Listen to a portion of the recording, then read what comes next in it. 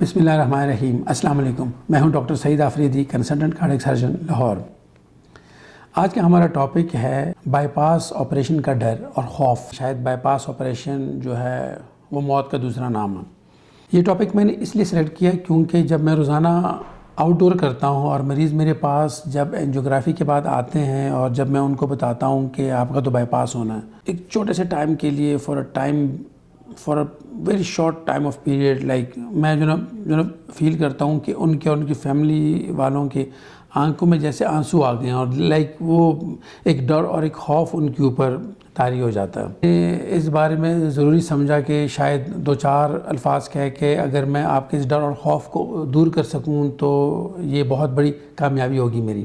By pass operation آج کل کے حالات میں، جو آج کل کا ہمارا ٹائم ہے، جو آج کل ہماری مشینیں آ گئی ہیں، جو دوائیاں آ گئی ہیں بے ہوشی کی، میرا نہیں خیال کہ یہ کوئی اتنا زیادہ رسکی گیم ہے کہ جتنا آپ اسپتال سے اپنے گھر تک جاتے ہیں۔ جب آپ اسپتال سے اپنے گھر تک جاتے ہیں اس میں جانے میں بھی تو رسک ہوتا ہے ہر ایک چیز میں رسک۔ آپ اسپتال کی سیڑھیاں اتر رہے ہیں، وہ سیڑھیاں اٹ سیلف رسک ہے۔ موٹر سائیکل یا اپنی گاڑی رکشے میں جاتے ہیں، وہ بھی ایک رسک ہے۔ تو اس کا مطلب یہ تو نہیں ہے کہ آپ اس دن پھر گھر نہیں جائیں گے، کیونکہ آپ نے جانا تو ہے الٹیمیٹلی گھر۔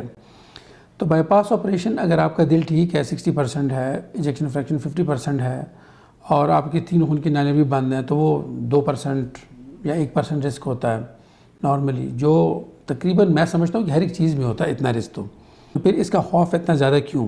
اکثر جب ہم مریضوں کو بتاتے ہیں کہ آپ کا بائی پاس آپریشن ہونا ہے تو وہ کہتے ہیں او ڈاکٹر صاحب بائی پاس آپریشن، یہ تو میرے تو 4 چھوٹے بچے ہیں، 3 ہیں یا 2 ہیں، جتنے بھی ان کے ہوتے ہیں وہ اس طرح کہتے ہیں۔ تو میں کہتا ہوں یار میں آپ کو مارنے تھوڑی لگا ہوں۔ جو چیز ہے یہ اپنے ذہنوں سے نکالنی ہے کہ بائی پاس بالکل اتنا ہی سیف ہے جتنا آپ سٹنٹ ڈالتے وقت کمفرٹیبل، یعنی وہ جو نا وہ فیل کرتے ہیں مریض کے ڈاکٹر صاحب بائی پاس نہ کراؤ، سٹنٹ ہی ڈلوا دو۔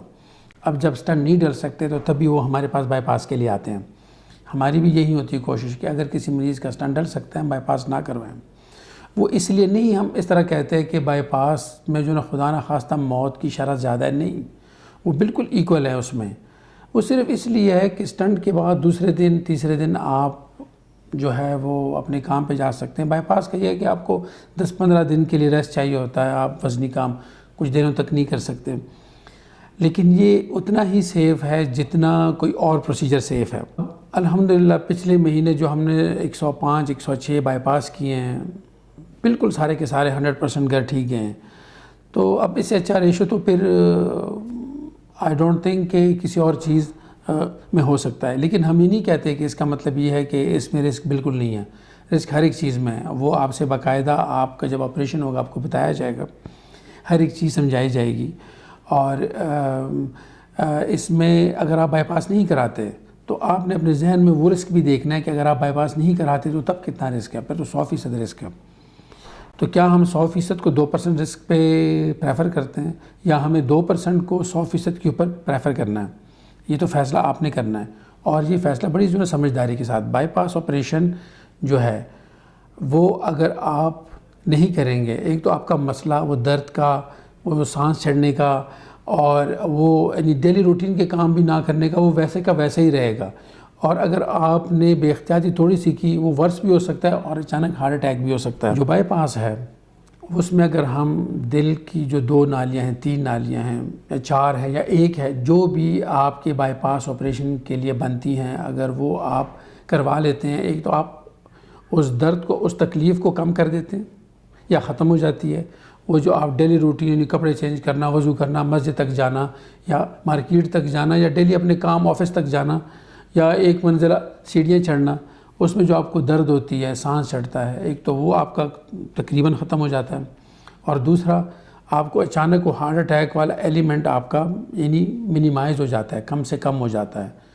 اب ہارٹ اٹیک کا دوبارہ میں نے یہ منیمائز کا لفظ اس لیے استعمال کیا، یعنی کم سے کم کا لفظ اس لیے استعمال کیا کیونکہ جو آپ کی دل کی خون کی نالیاں ہیں وہ بنائی ہیں اللہ تعالیٰ نے، وہ اگر بند ہو جاتی ہیں یا اگر وہ بند ہو سکتی ہیں تو ایک انسان کی بنائی ہوئی خون کی نالیاں تو ڈیفینیٹلی بند ہو سکتی ہیں۔ تو یہ چیز ذہن میں نہیں رکھنا، یعنی آپریشن کے بعد بھی آپ کو احتیاط کرنی ہے، آپ کو دوائی لینی ہے، اور آپ نے واک کرنی ہے، آپ نے اپنے آپ کو فٹ رکھنا ہے، آپ نے اپنی ڈیلی روٹین کو چینج کرنا ہے۔ جنک فوڈ، بازاری فوڈ، ڈرنکس، یہ باہر کے، ان سے آپ نے بچنا ہے، فرائیڈ چیزوں سے بچنا ہے آپ نے۔ اس کے بارے میں ہماری ایک مکمل ویڈیو ہے کہ کون سی خوراک لینی ہے، کون سی خوراک نہیں لینی، کون سی ایکسرسائز کرنی ہے، کون سی ایکسرسائز نہیں کرنی، اور کس طرح اپنی ڈیلی روٹین کو چینج کرنا ہے۔ تو بائی پاس آپریشن کا کوئی خوف نہیں ہونا چاہیے، یہ بالکل سیف ہے اور اس کی طرف آپ کو جانا چاہیے۔ بے شک آپ جہاں سے مرضی آپ کرائیں، لیکن اگر آپ کو ایک دفعہ ریکمینڈ ہو گیا ہے کہ آپ کا بائی پاس آپریشن ہونا ہے، تو پھر وہ جگہ جگہ جا کے اس کے لیے یعنی ایک دو اوپینین آپ بے شک لے لیں، لیکن اس کے لیے لوگ پھر یہ کرتے ہیں کہ وہ کہتے ہیں کہ نہیں شاید ہو سکتا ہے لاہور میں ہمیں یہ بتایا ہو تو ہم کراچی جا کے پوچھ لیں۔ میں نے ایسے بھی لوگوں کو دیکھا ہے کہ پھر وہ کراچی بھی جاتے ہیں، پھر اس کے بعد وہ اسلام آباد بھی جاتے ہیں، لیکن جب ایک دفعہ ڈیسیجن ہو گیا کہ آپ کا بائی پاس ہونا ہے، اگر آپ 100 کارڈیک سرجن کے پاس بھی جائیں گے، انہوں نے بھی وہی کہنا ہے، کیونکہ سب کی ٹریننگ آلموسٹ ایکولی ہوتی ہے اور سب نے وہی چیزیں دیکھی ہوتی ہیں، کی ہوتی ہیں، ان کا سکل وہی ہوتا ہے۔ تو جب آپ کو ایک دفعہ بائی پاس ہو جائے ریکمینڈ، بے شک آپ جہاں سے مرضی کرا لیں، لیکن پھر ٹائم ضائع کیے بغیر آپ کو آپریشن کروا لینا چاہیے۔